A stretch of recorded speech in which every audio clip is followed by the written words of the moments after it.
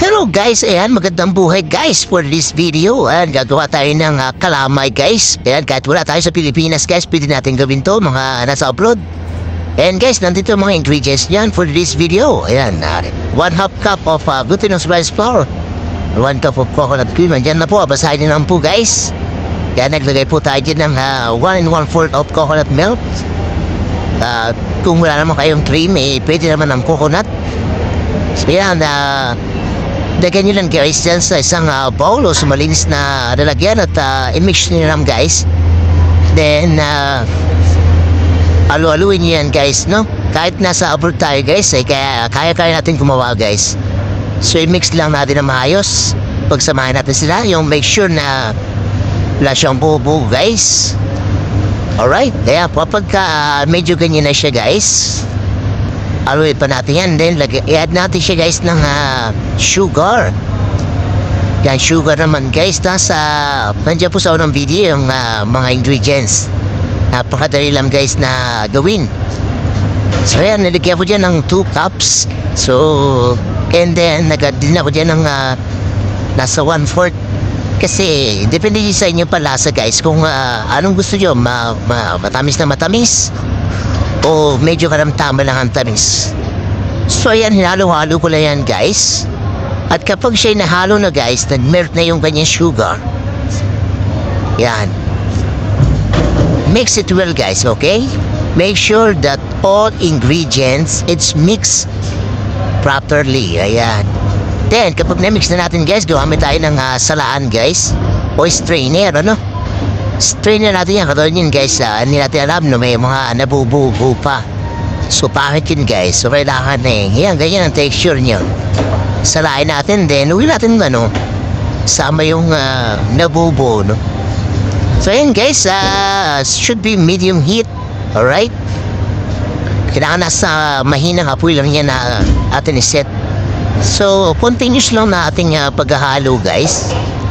Yan, halo-haloin lang natin yan ng ganyan hanggang siya ay maging sticky. Ayan, maging sticky na siya.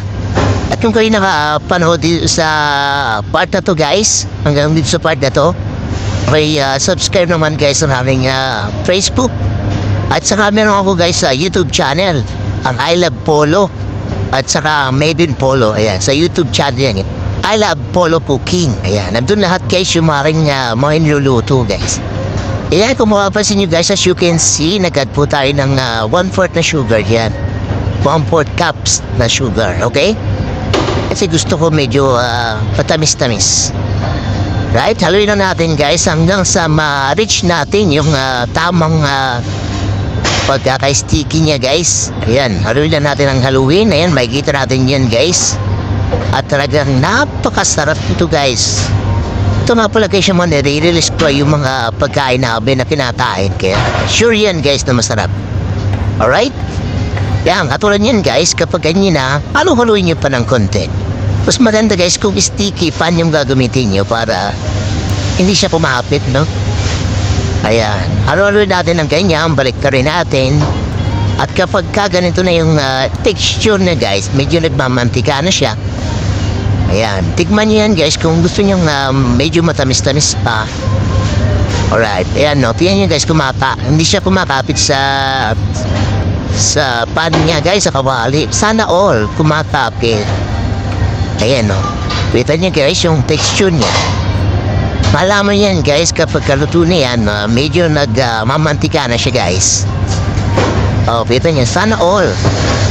Ayan, napakasarap nito guys, promise. Gayaan nyo lang itong pagluluto ko at sigurado na may napakasarap itong kalamay nyo guys. Kahit kayo nasa abroad o pasalmang lugar, ay makakain yung lutuin at hindi na tayo matatakam sa ating mga nakasanayang pagkain, no? Alright guys, mag-a-add ako dyan guys ng star margarine. Ayan, para yung aroma niya guys ay lalong punti lang guys. Mga 30 grams lang yan. Alright? Ayan, hayaan nyo lang siyang maturaw dun para paghalo natin mamaya, talaga namang maghahalo na talaga siya guys. Alright? Kaya napakasarap talaga nito guys. Kaya sundan nyo lang guys yung ginagawa. Medyo mangalay yan guys. Pag naramdaman nyo ng malay na kayo, yan, it means na luto na yung inyong niluluto. Ayan, kita nyo guys, as you can see, maghahalo yan guys. O tete na mahalo yung star margarine dyan sa kalamay, you know? Napakasarap nito guys, promise.